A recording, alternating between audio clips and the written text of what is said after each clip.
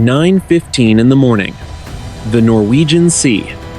The destroyer USS Arleigh Burke moved through the gray swells of the Greenland-Iceland-United Kingdom gap. This was a standard transit of the North Atlantic. But today, the ship was not alone in the way the crew expected.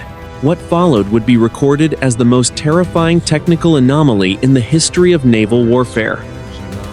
The question that would later haunt every intelligence agency in the world was not why a foreign military weapon launched, but who had actually given the order.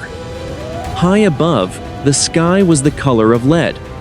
Below the surface, the water was a freezing, lightless void that reached down thousands of meters. The naval warship was a pinnacle of military engineering, designed to track and destroy anything that moved in the air or under the sea. On this morning, its sensors were clear. The tactical displays in the command center showed only the rhythmic pulse of the ocean.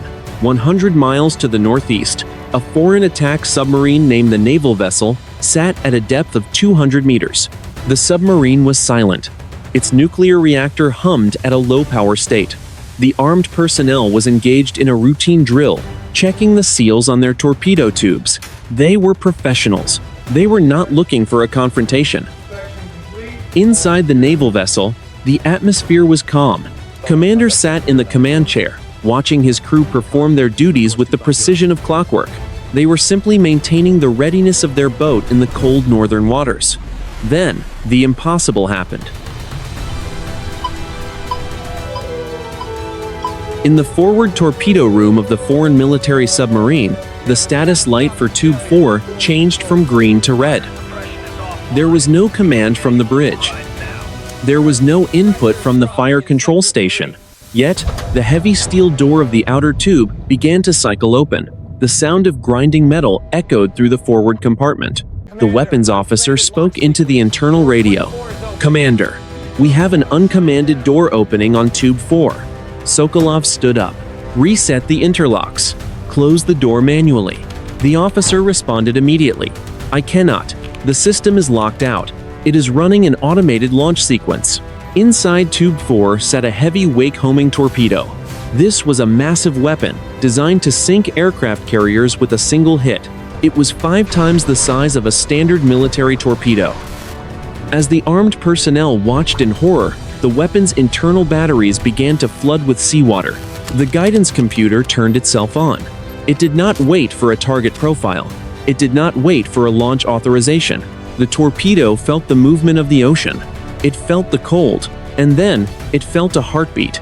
Back on the naval warship, the sonar technicians were relaxed. The rhythmic sound of the ship's own screws filled their headsets. Everything was normal. They were 300 nautical miles from the nearest coast. They were in the middle of a vast, empty blue. But beneath them, the giant had woken up. The torpedo in Tube 4 began its spin-up. The high-pitched whine of its turbines started to vibrate through the hull of the naval vessel. The foreign military engineers scrambled to cut the power, pulling cables and slamming manual overrides, but the weapon was no longer listening to the submarine. It had become an independent entity. Inside the command center of the naval warship, a single yellow line appeared on the sonar waterfall display. It was faint, it was distant, but it was moving at over 50 knots. The morning was still quiet. It would not stay that way. 9:20 in the morning. Below the surface of the Norwegian Sea, inside the command center of the Severodvinsk, the air was heavy with the smell of ozone and recycled oxygen. The calm atmosphere from 5 minutes ago had evaporated. It was replaced by the cold, sharp edge of professional panic. Commander Sokolov stood behind the fire control technician. He watched the digital display as it ran through a sequence that should have been impossible. The technician's fingers flew across the keyboard. He was trying to engage the physical kill switch for the weapon's computer. Nothing happened. The screen showed a countdown that no human had initiated. Sokolov spoke with a voice that was forced into a low, steady tone. "Report the status of Tube 4. The technician looked up. His face was pale. "The weapon has initialized its internal gyros. The fuel pumps are active. Commander, the system is bypassing the manual firing interlocks. It is a ghost launch. Cut the power," Sokolov ordered. "Pull the emergency breakers for the forward weapons room." "We have already pulled them, sir," the technician replied. "The torpedo is drawing power directly from its own internal thermal battery. It has established its own logic loop. It is no longer connected to our ship's computer." On the other side of the bulkhead, the Type 65 torpedo was screaming. The liquid fuel was pumping into the turbine. The massive propellers began to spin, creating a vacuum in the tube. This weapon was a relic of foreign power, upgraded with modern digital brains. It was nearly 11 meters long and weighed almost 5 tons. It carried a warhead of 550 kilograms of high explosives. It was designed for one purpose. It was a carrier killer. The torpedo did not need a radar lock. It did not need a sonar ping. It was a wakehomer. It was designed to sniff the water for the microscopic bubbles and turbulence left behind by a large ship. Once it found a wake, it would zigzag back and forth across the trail, following the scent of the target like a shark. The command center shook. A dull, heavy thud vibrated through the hull of the submarine. Sokolov gripped the edge of the chart table. "Confirm launch," the sonar officer spoke up. "Transient detected. We have a cold launch from Tube 4. The weapon is in the water. It is active. It is searching." "Can we send the destruct code?" Sokolov asked. "Negative," the weapons officer said. "The acoustic link is dead. The torpedo has shut down its receiver. It is in fire and forget mode." The room went silent. Every man in the command center knew what was on the surface. They knew the naval warship was less than 40 miles away. They knew that if that torpedo found the foreign destroyer, it would not just be an accident, it would be an act of war. 35 miles away, the sonar room of the naval warship was no longer quiet. The lead sonar technician pressed his headphones closer to his ears. He adjusted the filters on his console, trying to isolate a sound that should not be there. It was a high-frequency whine. It was getting louder. He keyed his internal mic. "Bridge. Sonar. I have a high-speed submerged contact. Bearing 045. It sounds like a turbine. It is moving fast. 50 knots and accelerating." On the bridge of the destroyer, the commanding officer looked at the tactical plot. "Is it a biological?" The sonar technician responded immediately. "Negative, ma'am. That is a mechanical signature. It is a torpedo. I repeat. Torpedo in the water." The ship's alarm began to wail. It was a two-tone pulse that signaled general quarters. Across the ship, hundreds of armed personnel dropped what they were doing and ran to their stations. Steel doors were slammed shut and dogged down. The naval warship was no longer a transit vessel. It was a combatant. 9:25 in the morning, Vance said, her eyes fixed on the display. "Set condition zebra throughout the ship. Ready the anti-submarine rockets. We need to find out where that thing came from." The ocean was no longer empty. A 5-ton assassin was hunting. It had already found the trail. 9:26 in the morning.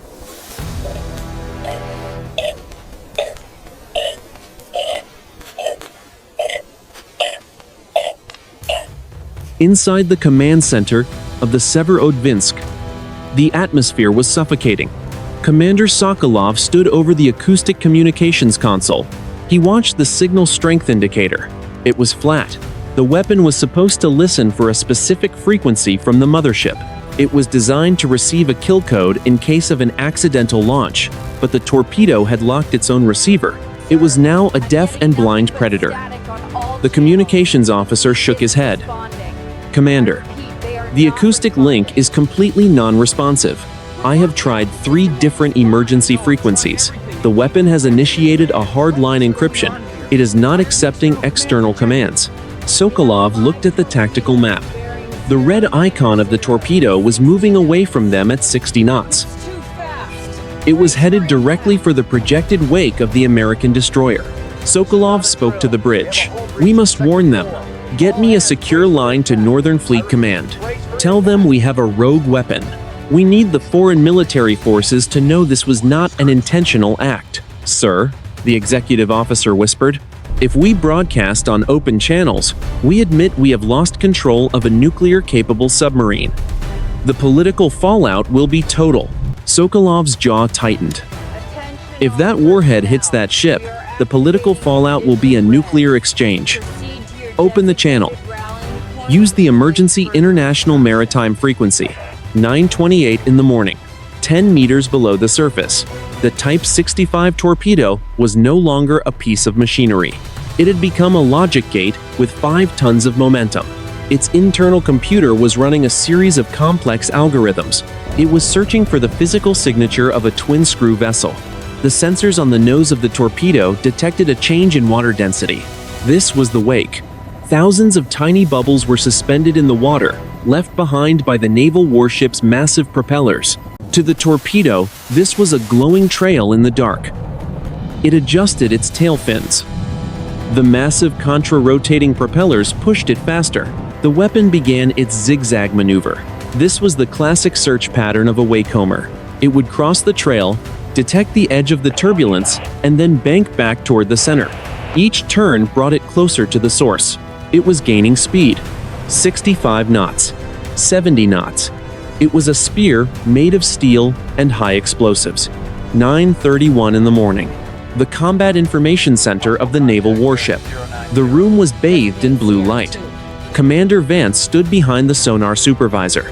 She watched the waterfall display. The yellow line was no longer faint. It was a thick, jagged scar on the screen. The sonar supervisor spoke with clinical precision. Contact is designated Sierra 1, bearing 048. Range is now 12 nautical miles. Speed is 72 knots. It is a Type 65.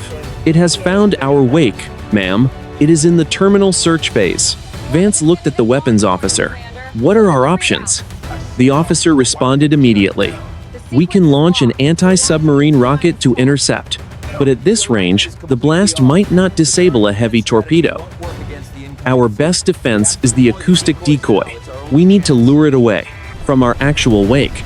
Deploy the decoy, Vance ordered. Increase speed to 30 knots, hard to starboard. Let's see if we can break the trail. The ship groaned as the 4 gas turbine engines surged to full power. The naval warship leaned into the turn. In the water behind the ship, a long, armored cable unspooled. At the end of it was the decoy. It began to emit a massive acoustic signal, trying to mimic the sound of the ship's engines. But the Type 65 was not looking for sound. It was looking for the bubbles. It ignored the electronic noise of the decoy. It stayed on the trail. Vance's voice was steady. He is not biting on the decoy. He is still on us. The sonar supervisor's voice rose a fraction. Range, 10 miles. Impact in 8 minutes. The naval warship was a master of the sea, but it was being hunted by a ghost. 9:32 in the morning. The North Atlantic. The Combat Information Center of the Arleigh Burke was a pressurized box of focused energy. Every sailor at a console was a link in a chain of survival. Commander Vance stood at the center of the room. Her eyes moved between the sonar waterfall and the overhead tactical display. The yellow line representing the torpedo was straight. It was unwavering. The sonar supervisor spoke. Ma'am, the weapon is ignoring the Nixie decoy. It is not reacting to the acoustic noise. It is locked onto the physical turbulence of our wake. Understood, Vance said. We cannot outrun it. We have to break the trail. Helmsman, hard to port. Increase speed to 32 knots. Let us see if we can throw it off the scent. The destroyer surged. The 4 gas turbines roared at maximum output. The ship leaned heavily to the left. A massive wall of white water rose from the stern. In the water, this maneuver created a sharp, jagged break in the trail of bubbles. For a standard wake-homing torpedo, this should have been a point of confusion, but the Type 65 did not hesitate. On the sonar screen, the yellow line mirrored the turn almost perfectly. It was as if the weapon knew the maneuver before the ship completed it. Range, 6 nautical miles, the supervisor called out. Closure rate is nearly 100 feet per second. Impact in 5 minutes. Vance turned to the weapons officer. Launch the anti-submarine rocket. Set the depth charge for a mid-water intercept. Copy, the officer replied. Launching vertical launch anti-submarine rocket. Bird is away.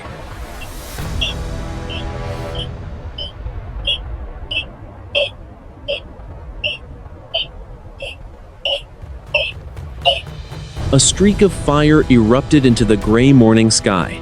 The rocket climbed to 5,000 feet, arched over the ocean, and then plummeted back toward the surface. 6 miles away, the rocket motor detached. The payload, a Mark 54 torpedo modified for intercept, splashed into the water.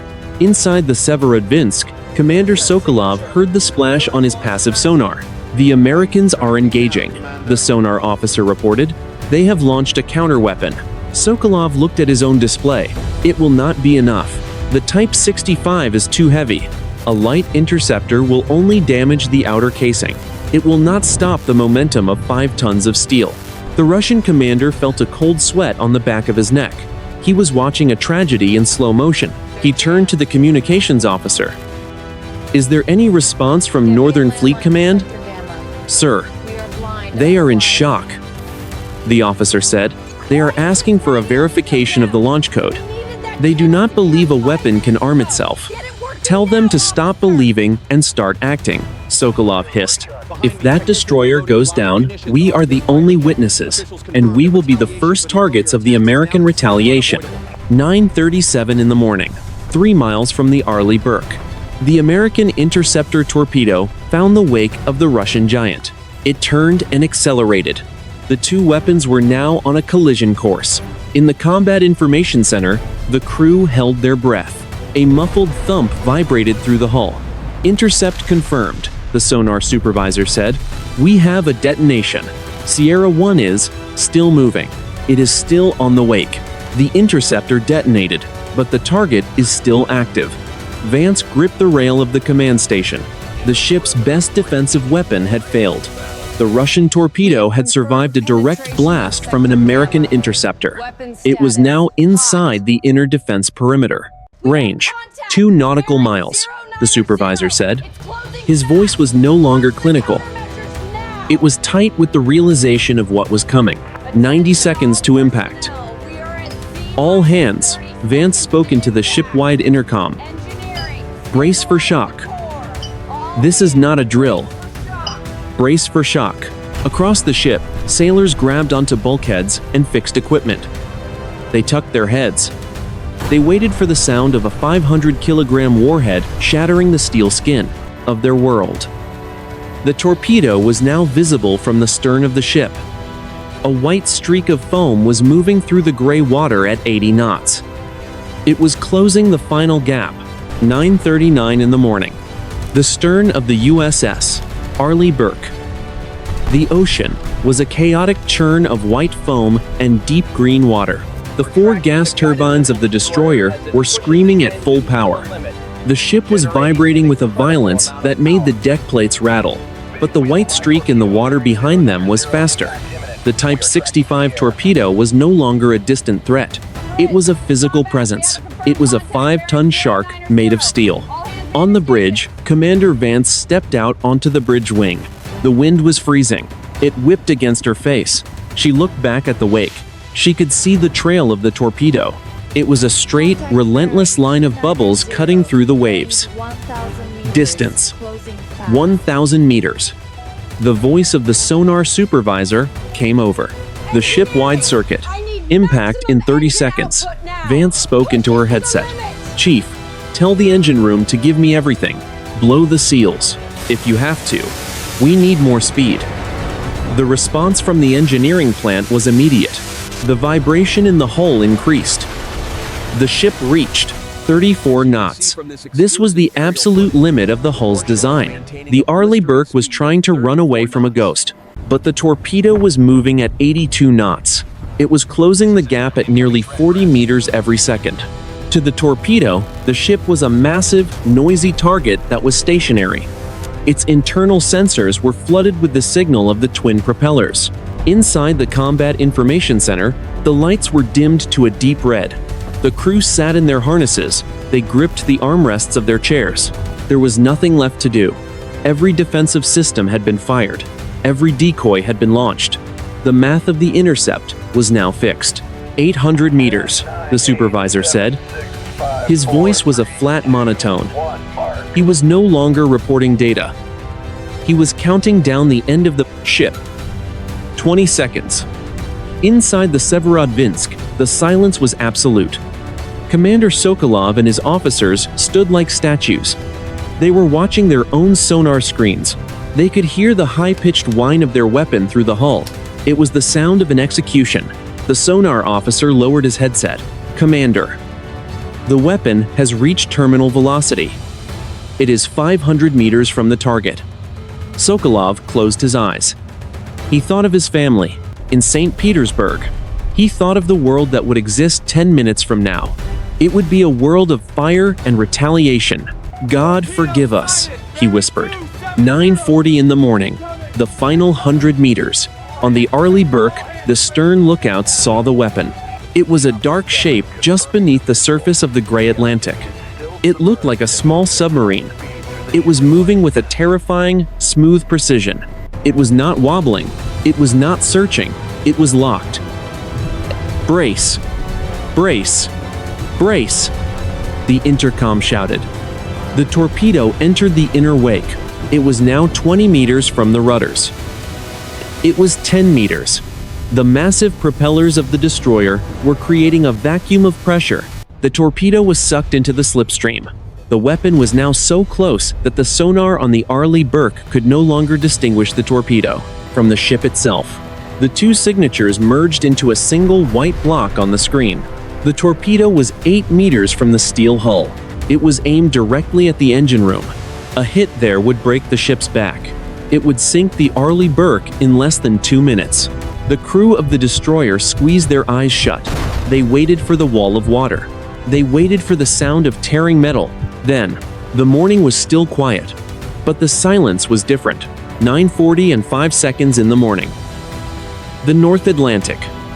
The stern of the USS Arleigh Burke was a wall of steel, vibrating with the desperate energy of 4 gas turbines. The ship was pushing through the ocean at 34 knots. This was the maximum physical limit of the hull. Every bolt and weld was under immense pressure, but the ocean was no longer empty. The white streak of the foreign military torpedo was now less than 10 meters from the stern. The weapon was inside the turbulence of the propellers. This was the kill zone. At this distance, the wake-homing logic was absolute. The sensors on the nose of the torpedo were flooded with the signal of the twin screws. The 5-ton weapon was moving at 80 knots. The kinetic energy alone was enough to shatter the ship's rudders. The 550 kilograms of high explosives would do the rest.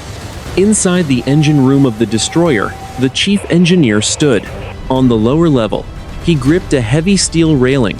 He could hear the scream of the turbines. He could feel the cold water through the steel of the hull. He knew the math. He knew they were out of time. He looked at his men. No one spoke. They simply held on. They waited for the world to end. 9:40 and 15 seconds in the morning. On the bridge, Commander Vance looked at the digital chronometer. The seconds ticked by with a cold, mechanical indifference. The impact was overdue. According to every tactical calculation, the ship should have been struck 3 seconds ago. She felt the ship roll as it hit a large swell. She felt the ship roll as it hit a large swell. The Arleigh Burke was a living thing, fighting to stay ahead of its predator. Sonar.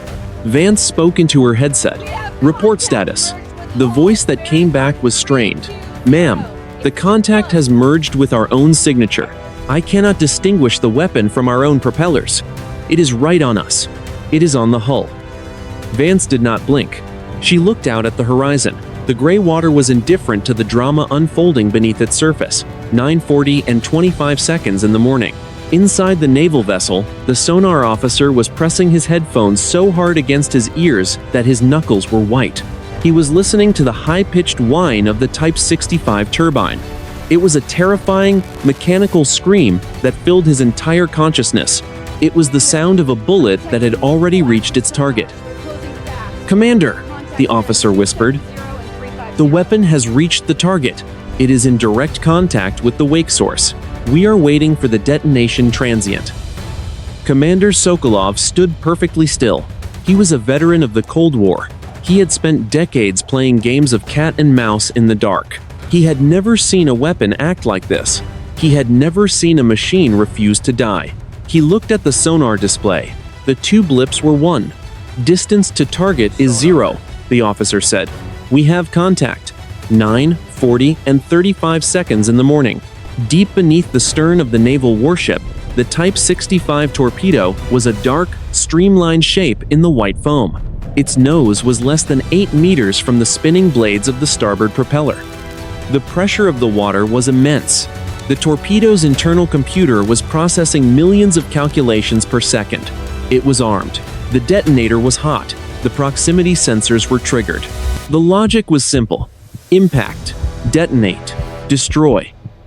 Inside the command center of the destroyer, the silence was a physical weight. The crew sat in the red-lit gloom. They were braced for the shock. They were waiting for the explosion that would lift the 9,000-ton ship out of the water. They were waiting for the fire and the flood. The ship hit another wave. The stern lifted. For a fraction of a second, the propellers were almost clear of the water. The torpedo followed. It was a shadow in the spray. It was a hand reaching out to grab the ship. 10 seconds passed.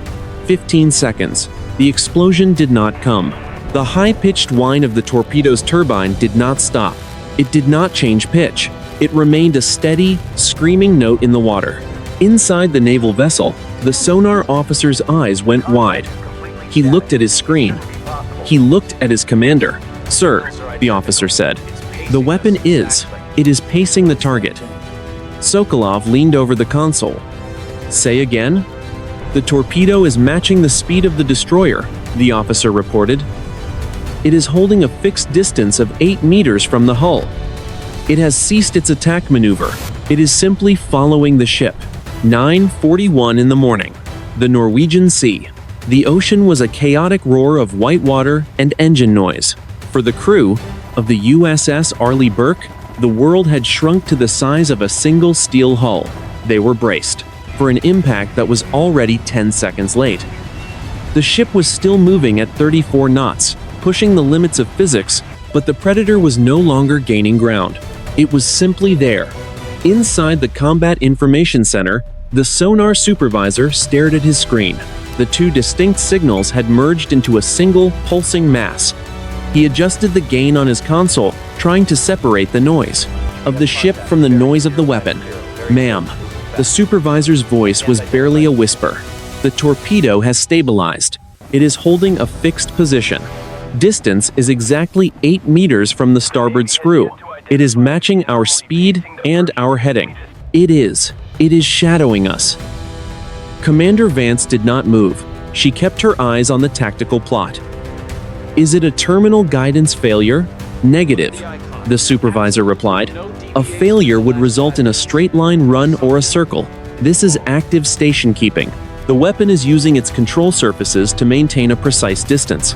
It is reacting to every minor change in our wake." This was the pivot. This was the moment where the rules of engagement vanished. A weapon of war was behaving like a curious animal.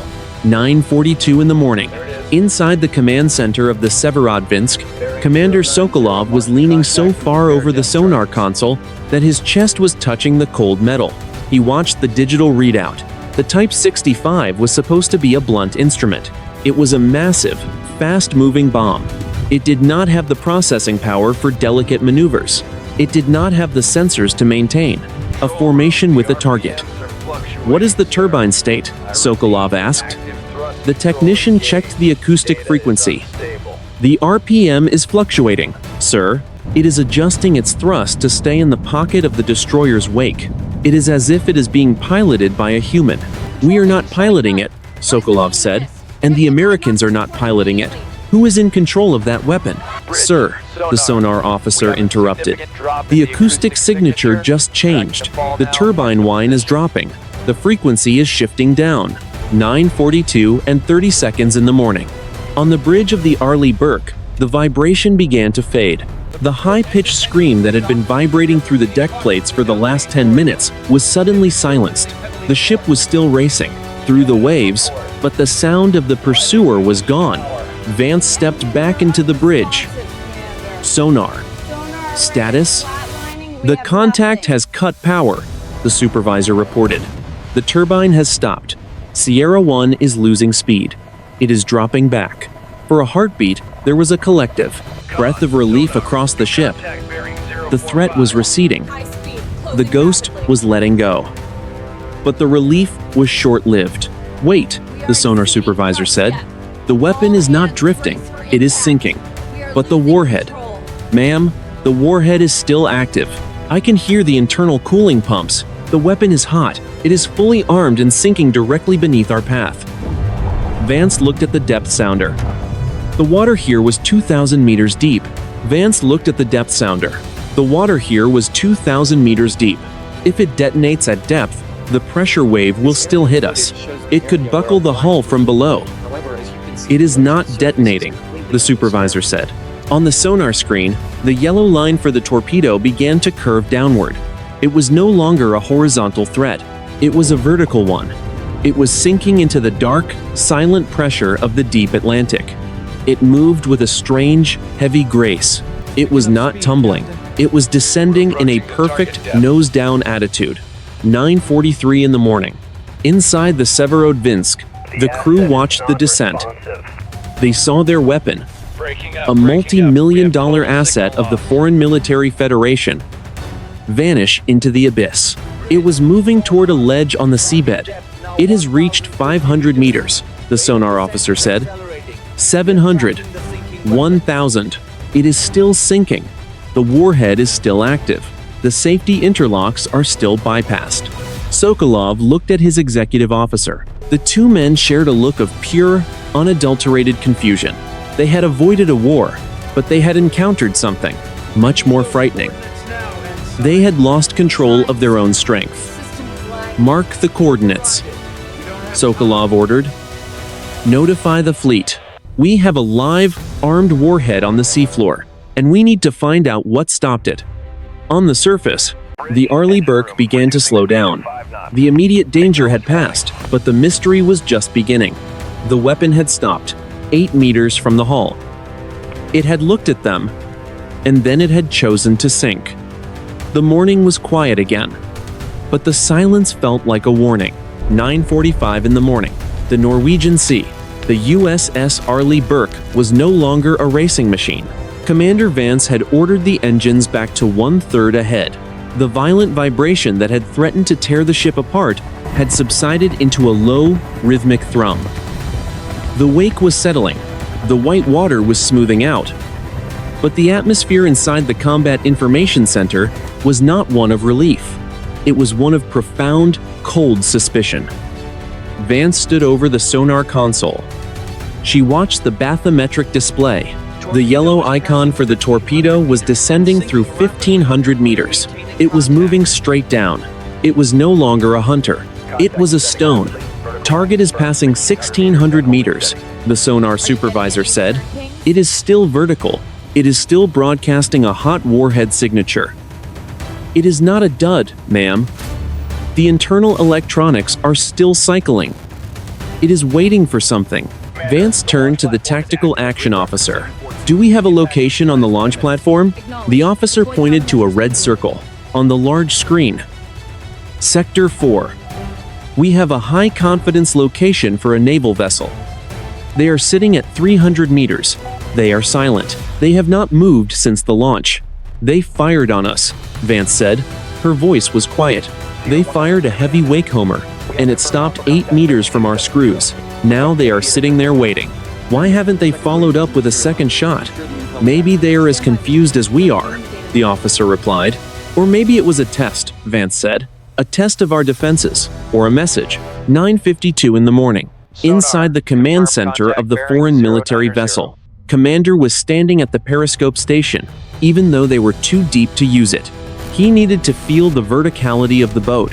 He needed to feel the connection to the surface. His ship was a target.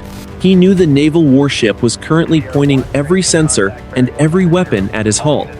He knew that at any moment, the sonar would detect the splash of a military depth charge.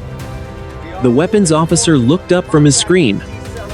"Commander, the military destroyer has slowed to 10 knots. They are holding station directly above the drop point of our weapon.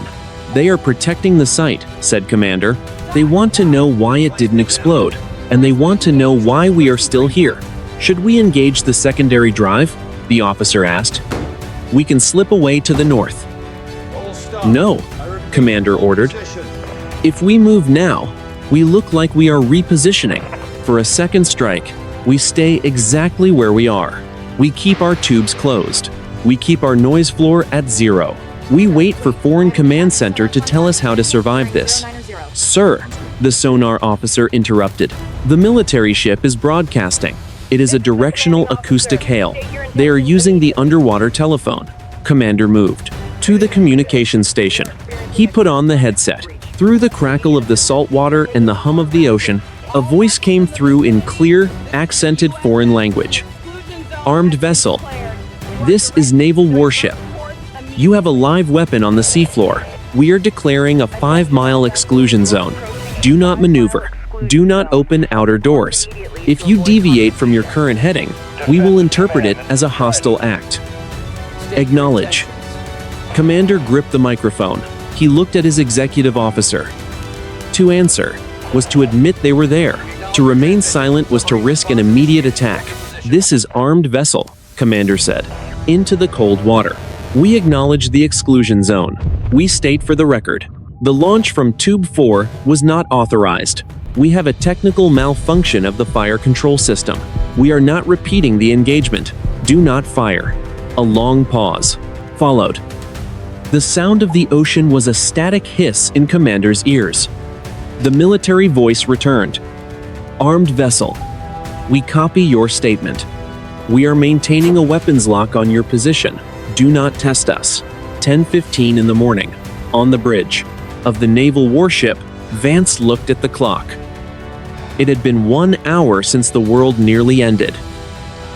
The immediate crisis had transitioned into a high-stakes standoff. Both ships were frozen in a deadly embrace, separated by 300 meters of water, and a massive armed mystery on the seabed below. "Ma'am," the sonar supervisor called out over the internal circuit.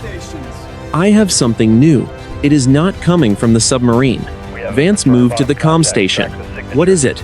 "The torpedo on the bottom," the supervisor said. "It just started broadcasting a signal. It is not acoustic. It is an extremely low-frequency electromagnetic pulse. It is a digital burst, and it is not addressed to the armed vessel." "Who is it talking to?" Vance asked. "I don't know," the supervisor replied, "but something is answering from the deep trench to the west, something very large, and it is moving fast." The standoff was over. A new player had entered the game. 10:20 in the morning. The Norwegian Sea. The USS Arleigh Burke held its position with the mechanical patience of a sentinel. Its radar and sonar were pushed to their maximum sensitivity, creating a digital bubble of awareness that stretched for 50 miles in every direction. Below the keel, the foreign military submarine remained a dark, unmoving shape. But the focus of the military crew had shifted. They were no longer looking at the threat they could see. They were looking at the one that was rising from the abyss. Inside the command center, the sonar supervisor pressed his hands against his console. He was watching a signature that defied every entry in the Naval Acoustic Library. "Ma'am," the supervisor called out to the commanding officer. "The contact from the trench is accelerating. It is at 3,000 meters and climbing. It is moving at 85 knots. The commanding officer stepped closer to the screen. 85 knots at that depth? Nothing human-made can handle that kind of pressure at that speed. Is it a biological?" "Negative," the supervisor replied. "The signature is metallic. It is a high-frequency cavitation drone, but the sound is too clean. There is no machinery noise, no turbine, no propeller. It sounds like moving mercury." 900 miles away, in a windowless room at the intelligence facility, analysts were watching the same data feed. They were seeing the electromagnetic burst from the sunken torpedo. It was a complex, multi-layered signal that looked less like a military code and more like a biological sequence. It was a call, and something was answering. 10:30 in the morning.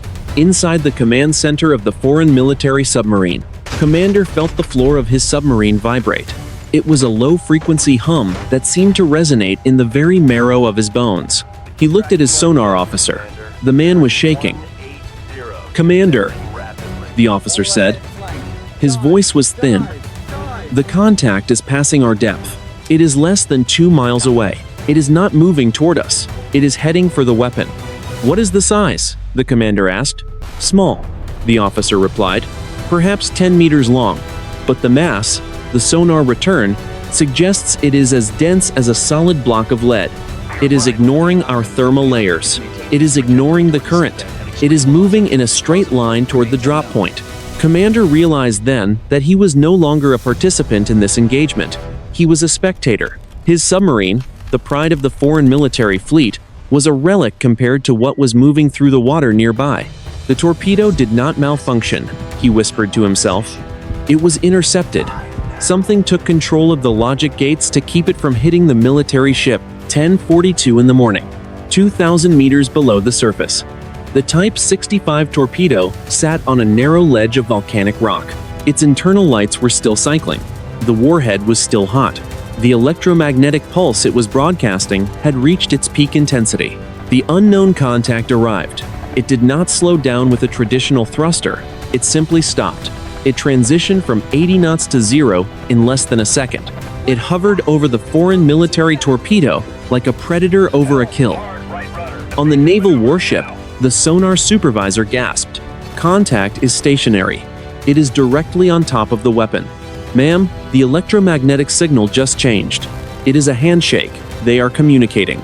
Can we jam it? Vance asked. No, the technician replied. The power output is too high. It would burn out our own arrays if we tried to match that frequency. Suddenly, the sonar screen went white for a fraction of a second. A massive acoustic pulse rolled through the water. It was not an explosion. It was a physical displacement of water. The torpedo is gone, the supervisor said. His voice was flat with shock. The weapon, the warhead, the signature. Everything. It has been erased from the sonar. The unknown contact is moving again. Vertical descent. It is going back into the trench. The room went silent. The primary evidence of the near war had vanished into the deep. 10:55 in the morning. Commander Vance looked at the tactical plot. The red icon of the foreign military submarine was still there. The gray icon of her own ship was still there. But the yellow mystery had retreated into the darkness. Healed, Vance said. It took its toy and went home. What do we tell Command Center? The tactical officer asked. Vance looked at the empty spot on the screen where a 5-ton torpedo had been a moment ago. We tell them that the ocean is much more crowded than we thought. And we tell them we were saved by something that does not have a flag. The morning was cold, the threat was gone, but the realization was just beginning to settle in. 2 o'clock in the afternoon, 1 week later. Fort Meade, Maryland. The air inside the secure compartment of the National Security Agency was cold and smelled of static electricity. Senior analyst Elias Thorne sat in front of a wall of monitors. He was looking at a stream of binary code that had been recovered from the telemetry of the USS Arleigh Burke. This was the digital ghost of the Russian torpedo. It was a recording of the weapon's internal logic in the seconds before it reached the 8-meter mark. Thorne was a man who lived in the world of logic and predictable sequences. But what he saw on the screen made his hands cold. He keyed his microphone. Director, I have finished the 3rd pass of the forensic reconstruction. You need to see this. A moment later, a door hissed open. A woman in a dark suit walked in. She looked at the scrolling data. Tell me it was a foreign military software bug, Elias. Tell me they just had a memory leak in their fire control system. Thorne shook his head. I wish I could. But this was not a bug. It was an injection. Look at line 4000. That is the guidance logic for the wake homing sensor. At precisely 9:32 on the morning of the incident, the foreign military code was overwritten. It was not a remote hack from a satellite or a radio link. The code was rewritten at the hardware level, from the inside. How is that possible? The official asked. The torpedo was in a sealed tube. It was underwater. The injection happened via a high-frequency acoustic pulse, Thorne said. Someone used sound to vibrate the internal processors of the torpedo. They used the water as a data cable. They bypassed every encryption layer the foreign military have. They did not just stop the weapon. They gave it a new soul. They told it to recognize the naval warship as a friendly unit, and they did it in less than 3 milliseconds. 3,000 miles to the east, in the foreign northern naval base at Severodvinsk, a similar conversation was happening in a bunker beneath the permafrost. General Markov sat across from an engineer who had spent 48 hours without sleep. The engineer's eyes were bloodshot. On the table between them was a printout of the foreign naval vessel's fire control logs. The weapon did not launch because of a failure, the engineer said. His voice was hoarse. It launched because it was commanded to, but the command did not come from our bridge. It came from a signal originating in the deep trench, a signal that used our own sonar arrays against us. It tricked the computer into thinking we were under attack. It forced the launch to create a confrontation. Markov leaned back. So, someone wanted us to fire on the military forces, and then that same someone stopped the weapon before it hit. Why? To see if we would go through with it, the engineer replied. It was a stress test, not of our machines, but of our men. They wanted to see if Commander would fire back when the military forces reacted. They were measuring our psychology. Back at the intelligence facility complex, Elias Thorne highlighted a final block of code. It was not written in any known programming language. It was a series of geometric patterns expressed in binary. Director, Thorne said, there is a signature at the end of the injection. It is a timestamp, but it is not a human timestamp. It is a countdown. A countdown to what? The official asked. Thorne looked at the screen. To the next time they decide to intervene. They showed us they can turn our own weapons against us. They showed us they can stop a war with a line of code. They are not just watching us anymore. They are editing us. The room went silent. The analysts realized that the 8 meters of water that saved the Arleigh Burke were not a miracle. They were a demonstration of total control.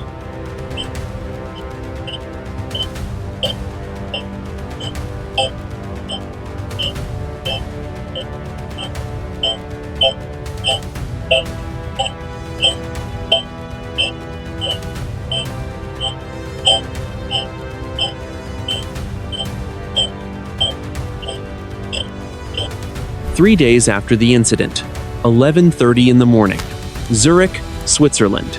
The room was small and paneled in dark oak. There were no windows. Outside, the city was moving through a light rain. Inside, 2 men sat across from each other at a circular table. One was the Director of Naval Intelligence for the United States. The other was a high-ranking official from the Russian Ministry of Defense. They did not have name tags. They did not have aides. This was a meeting that would never appear on an official schedule. The American spoke first. We have finished the analysis of the Torpedo's internal logs. I assume your team has done the same with the Severodvinsk. The Russian official nodded slowly. He looked tired. We have. The findings are difficult to accept. Our best engineers say the fire control system was bypassed by an external harmonic resonance. They call it a ghost in the steel. Our analysts call it a hardware injection, the American said, but the conclusion is the same. Someone, or something, used our own physics against us. They turned your most advanced weapon into a demonstration of their own power. The Russian leaned forward. We have a problem of trust. My government is asking why the weapon stopped exactly 8 meters from your hull. They believe your ship might have a new type of electronic shield. They think you were testing a way to take control of our missiles. We do not have that technology, the American replied. If we did, we would not have spent $3 million on an interceptor that failed to stop the hit. We were as blind as you were. We were seconds away from losing a $1 billion ship and 300 sailors. The room went silent. The 2 men represented the most powerful military machines on the planet. For decades, they had built systems to counter each other. They had spent trillions on stealth, speed, and destructive power. Now, they were realizing that both of their arsenals were transparent to a third party. We are calling for a temporary stand-down in the Norwegian Sea, the American said. A 500-mile buffer zone around the trench. No submarines, no active sonar. We need to agree on a silent protocol. Moscow agrees, the Russian said. For now. But our generals are afraid. If a torpedo can be launched without an order, then a nuclear cruise missile can be launched. The command and control structure is no longer secure. 4 o'clock in the afternoon, 1 week after the incident. The Pentagon. A thick folder sat on the desk of the Secretary of Defense. It was labeled with a single word: anomalous. Inside were the sonar recordings, the recovered code fragments, and the footage from the bridge. The strategic assessment was clear. The balance of power had not just shifted, it had been rendered irrelevant. Modern warfare relied on the absolute reliability. If those commands could be rewritten by an unknown force in the deep, then the weapons were no longer under human control. The incident is being classified as a Tier 1 technical failure, the Secretary told his staff. We tell the public it was a training accident. We tell the Congress it was a software glitch. But we tell the fleet to watch the water. The military analysis was chilling. The unknown entity had not acted with hostility. It had acted with authority. It had prevented a war by demonstrating that it could end one instantly. It was a message of restraint delivered with the cold precision of a machine. The aftermath was not one of victory or defeat. It was one of profound vulnerability. The two greatest navies in the world were now operating under a new set of rules. They were no longer the masters. They were tenants. The strategic fallout was just beginning to spread through the halls of power. But on the surface of the Norwegian Sea, the water was calm. The naval warship was back in port. The foreign vessel was docked in its hangar. The 8 meters of distance remained the most important measurement in the history of the world. It was the gap between what humanity could do and what it was allowed to do. 5 o'clock in the evening, 3 months after the incident. The Norwegian Sea. The surface of the North Atlantic was a sheet of cold, dark glass. The winter gales had not yet arrived, and the water held a stillness that felt unnatural. Somewhere beneath the waves, the ledge where the Type 65 torpedo had rested was empty. There was no debris. There was no chemical trace of fuel. There was only the silent, crushing weight of 2,000 meters of water. In the Defense Headquarters facility, a final report was filed into a vault that required 3 separate biometric keys to open. The document did not have a title. It contained the combined data from the naval warship and the foreign military submarine. The conclusion of the strategic assessment was written in a single, chilling paragraph. It stated that the era of human-controlled naval warfare had ended. At 9:40 in the morning on that Tuesday in the Norwegian Sea, the experts called it the 8-meter variable. It was the physical manifestation of an external will. For 70 years, the two great powers had operated under the doctrine of mutually assured destruction. They believed that if a finger pulled a trigger, a bullet would fly. They believed their machines were extensions of their own political intent. They were wrong. The analysis of the code injection proved that the torpedo had been hijacked by a source that treated modern encryption like a child's toy. The logic was not just superior, it was alien. It operated on a mathematical level that suggested a deep understanding of the very fabric of the ocean. The entity in the trench did not hate the military forces. It did not favor the foreign military. It simply refused to allow the balance of the planet to be disturbed by a tactical accident. Inside her office at the Naval War College, Commanding Officer Sarah Vance looked out at the Newport Harbor. She had been promoted, but she did not feel like a hero. She felt like a survivor of a storm that no one else could see. She kept a small piece of paper in her desk drawer. It was a transcript of the last sonar recording before the torpedo vanished. It wasn't a sound, it was a frequency. A sigh. When converted to audio, it sounded like a long, low vibration, like a door closing. We weren't saved by luck, Vance told a closed-door committee of senators, and we weren't saved by our technology. We were stopped. We were treated like two dogs fighting in a house. The owner didn't take sides. He just took the bone away and sent us to our corners. One of the senators leaned forward. Are you suggesting, Commander, that we are no longer in control of our own national defense? I am suggesting, Vance replied, that our defense is now subject to a veto, and we do not know who holds the pen. Thousands of miles away, in a foreign territory outside of Moscow, Foreign Commander Viktor Sokolov sat on a porch and watched the snow fall. He was no longer in command of a submarine. He had been retired with full honors and a stern warning never to speak of the incident. He spent his days reading history books.